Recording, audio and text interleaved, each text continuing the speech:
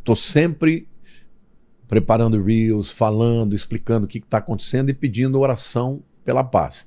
Muita gente fala, mas pastor, isso não é incoerente, não tem que acontecer, não vai acontecer, não vai ter que acontecer a guerra, não vai ter que acontecer isso para ter um tratado de paz. Mas, meus queridos, a gente não sabe quando isso vai acontecer. Nós não temos essa capacidade. Quando tiver que acontecer, vai acontecer. Aí você pode orar à vontade para o Pai, porque o curso natural vai acontecer porque Deus é que está supervisionando. Agora, enquanto nós não sabemos, a gente tem que orar por paz.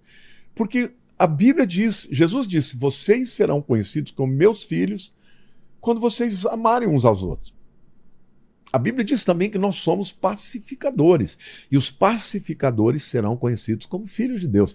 Então, cristão não pode vibrar com guerra. Cristão não pode vibrar. Gente, o povo iraniano tem muita gente inocente maravilhosa. Eu não sei se vocês sabiam que tem havido um grande avivamento de muitas pessoas se convertendo a Jesus no Irã. Então, a gente não tem que celebrar a morte de ninguém, eles são inocentes. Esse povo, quando viu que o Ali Khamenei morreu, eles vão para as ruas, celebram. Alguns, mais de 40 mil pessoas. Os números conservadores dizem que esses protestos já geraram mais de 40 mil pessoas mortas pela guarda republicana. Eles precisam da nossa oração. Eu adoraria, sabe, crer que o Donald Trump vai conseguir, juntamente com Israel, depor esse regime. Pode ser. Entendeu? Eu estou só fazendo uma conjectura. O que eu vejo é que no futuro a guerra de Gog e Magog, eles vão invadir Israel. Então, aparentemente, não pode haver aí um acordo de paz agora. Agora, e se eventualmente Gog e Magog é dentro da tribulação? Talvez o acordo de paz aconteça exatamente porque o regime vai cair e vai entrar alguém mais, vamos dizer assim, mais palatável, mais aberto ao diálogo, e aí o grande acordo de paz que nós sabemos que a Bíblia preconiza vai acontecer. Mas enquanto isso, nós devemos pregar o amor. Devemos amar, devemos orar, devemos interceder. Eu tenho orado, tenho estudado, eu tenho ouvido, sabe, sites no mundo inteiro, porque eu me interesso por geopolítica, mas eu sempre oro, Senhor, tem misericórdia do povo iraniano que está lá debaixo daquela opressão, tem misericórdia do povo judeu que também está vivendo debaixo de guerra o tempo inteiro, sabe, só querendo sobreviver, os inimigos atacando. O nosso testemunho sempre deve ser de amor. A Regiane Trindade, ela perguntou aqui, ó, o Irã lança míssil contra seu próprio povo, depois manda para as mídias e para o mundo, dizendo que foi Israel. Qual a intenção do Irã com esse tipo de atrocidade? A intenção é mentira, é igual ao Hamas. O Hamas usava o seu próprio povo de escudo. Quando o Hamas colocava suas armas debaixo de hospitais e de escolas, o que ele queria? Ele queria que morressem pessoas doentes, inocentes, crianças, para poder dizer para o mundo, olha como nós somos vítimas. É a mesma coisa do Irã. Aliás, quem treina o Hamas, quem treina o Hezbollah, quem financia estes inimigos, os Houthis, né, as milícias xiitas na Iraque, na Síria, é o próprio Irã. Então, a técnica deles não é de verdade, não é de amor, eles não querem proteger o seu povo. Aliás, eu disse para vocês aqui no começo, a guarda republicana tem por objetivo lutar bravamente para proteger o regime e não o povo iraniano. O Leonardo Negrelo, ele perguntou o seguinte, esse ataque que foi feito agora há pouco à Turquia, influencia em alguma coisa? Olha, eu já li a respeito disso, porque eles estão atacando os próprios aliados, né? Atacaram o Bahrein, atacaram o Catar. Catar sempre foi aliado do Irã. Atacaram a Arábia Saudita. Estão atacando todo mundo, né? Até a Jordânia, que é um país que normalmente fica neutro. Por quê? Porque uma das maneiras deles pressionarem os Estados Unidos é atacando os aliados dos Estados Unidos. Então, eles estão fazendo de tudo. Ou eles querem de verdade incitar o povo árabe a uma guerra, né? Porque eu até achei esquisito, porque recentemente, né, dentro dessa guerra mesmo, o presidente do Irã foi na Turquia e fez um discurso dizendo: olha, muçulmanos do mundo inteiro, vocês têm que se aliar, porque essa não é uma guerra do Irã contra os Estados Unidos e Israel, essa é uma guerra dos muçulmanos. Mas como não deu certo, né? Porque esses Dubai, Abu Dhabi, Catar, eles querem prosperar, eles não querem guerra. Então, talvez eles estejam atacando, até porque eles atacam as bases americanas, mas agora a Turquia é estranho isso, porque a Turquia o tempo inteiro está ao lado do Irã. Não faz muito sentido. A Mia Angeles, ela perguntou aqui, ó, pastor, qual a sua opinião sobre o Egito ser o único país do Golfo Pérsico que até o momento não foi atacado? Não se manifestou e seus soldados já estão perto da fronteira de Israel. O que acha disso? Não, o Egito não é do Golfo Pérsico. O Egito está mais ao sul. O Golfo Pérsico tem os Emirados Árabes. Está no Mediterrâneo, né? Talvez eles confundiram. O Egito está mais embaixo. Ele está, na verdade, o norte do Egito está no Mediterrâneo e o sul tá na África, né? Mas o Egito é uma nação que no passado foi um grande inimigo de Israel, né? Nas diversas guerras, da Guerra dos 6 Dias, na Guerra do Yom Kippur, mas ultimamente o Egito é o país mais fácil de se conversar. A pergunta é qual mesmo? Por que não foi bombardeado ainda? Né? Não foi bombardeado porque o Egito tem poderio militar também. Eles não querem arrumar a guerra contra alguém que pode revidar, entendeu? Porque se você é atacado, você revida. Tem duas perguntas aqui que mandaram praticamente a mesma pergunta, eu vou juntar elas em uma só, né? É tanto do Adriano Mendes quanto da Priscila Francisca. E ela perguntou, como fica o Brasil caso essa guerra se estenda por mais tempo? Ah, que tristeza. Tem que responder, né? Gente,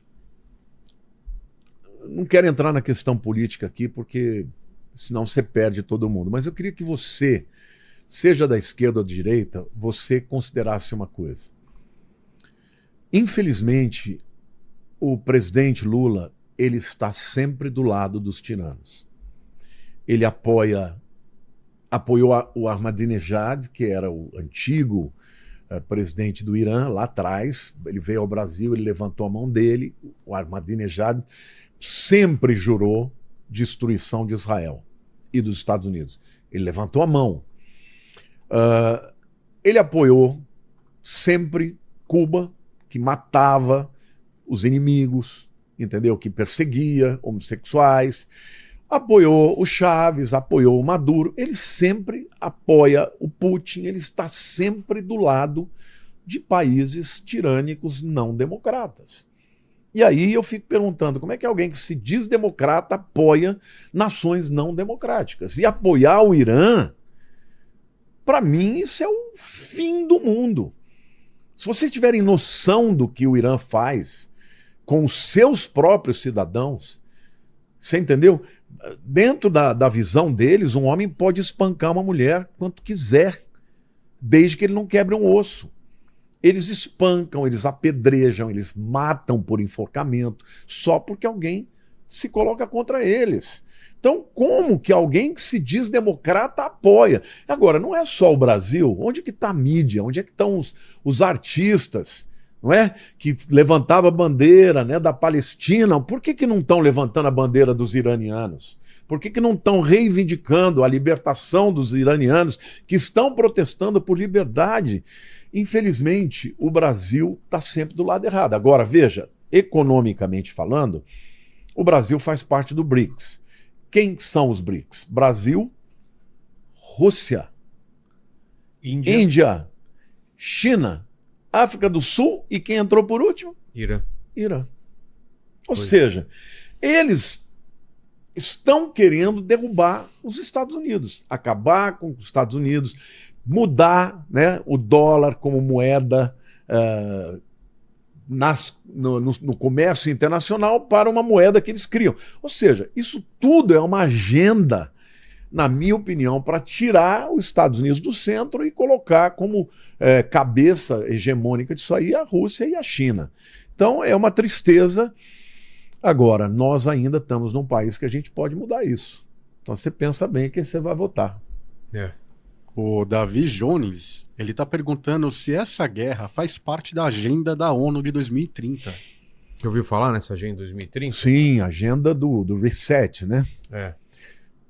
Gente, a ONU é uma coxa de retalhos. Dentro da ONU você tem de tudo. Dentro da ONU você tem pessoas que fazem parte do Hamas. Você tem pessoas trabalhando na ONU que são claramente a favor de abrir todas as fronteiras da Europa para os muçulmanos, para que eles mudem, né, vamos dizer assim, a visão ideológica, até cultural da Europa, ou seja, dentro de 20, 30 anos você não tem mais cristãos na Europa, porque serão todos dominados pelos muçulmanos. A Agenda 2030 da ONU, ela compõe uma série de requisitos, inclusive um reset econômico. Provavelmente, talvez seja o fim da moeda do dólar como a moeda que é usada em todas as transações comerciais.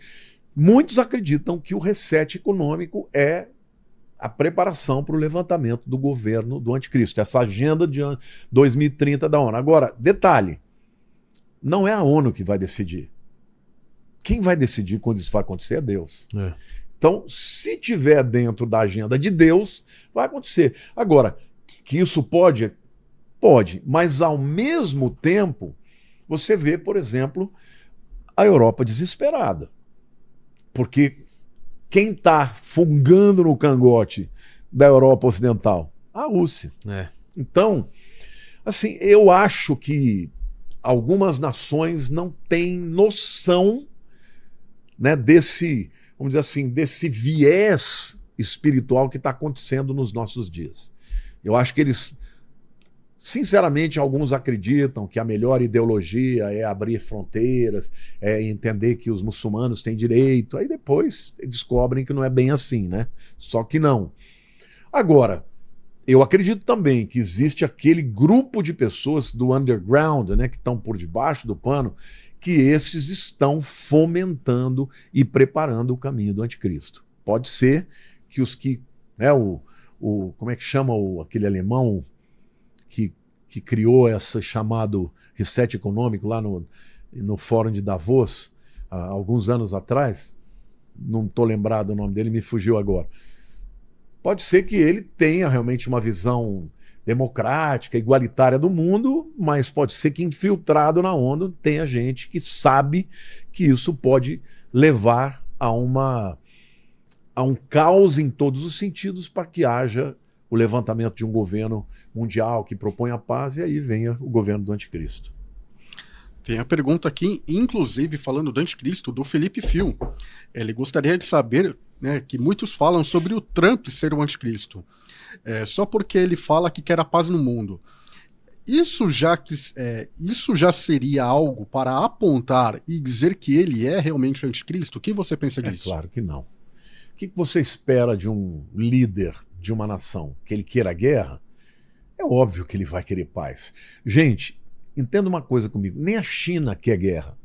A China quer comercializar. A China quer fazer negócio, quer ganhar dinheiro. Esses camaradas, eles querem lutar para que os interesses do seu país possam ser respondidos e eles possam enriquecer. O que o Donald Trump quer?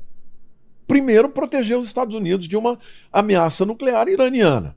Agora, pensa bem, se os Estados Unidos não conseguirem acabar com a ameaça iraniana, o Trump está perdido. Ele não consegue nem se reeleger um sucessor, porque ele não pode se reeleger. Por quê? Porque se ele provoca a guerra, se os americanos morrem, ele não consegue resolver o problema, ele simplesmente acaba. A biografia dele vai ser muito ruim.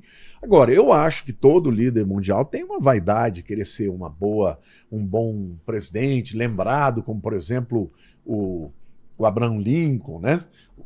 O Ronald Reagan. Eu acho que ele quer ser lembrado como o melhor presidente americano. E ele, obviamente, ele está tentando fazer paz, tanto para poder negociar, para ter facilidades, entendeu? Para ter acesso ao petróleo do mundo, para ter vantagem na questão das terras raras. A gente estava falando aqui, eu e o Vilela, que A China tem toda a vantagem do mundo no É. que diz respeito às terras raras. É o primeiro e o segundo é o Brasil. Exatamente. E o Brasil está quase que... Notícia urgente.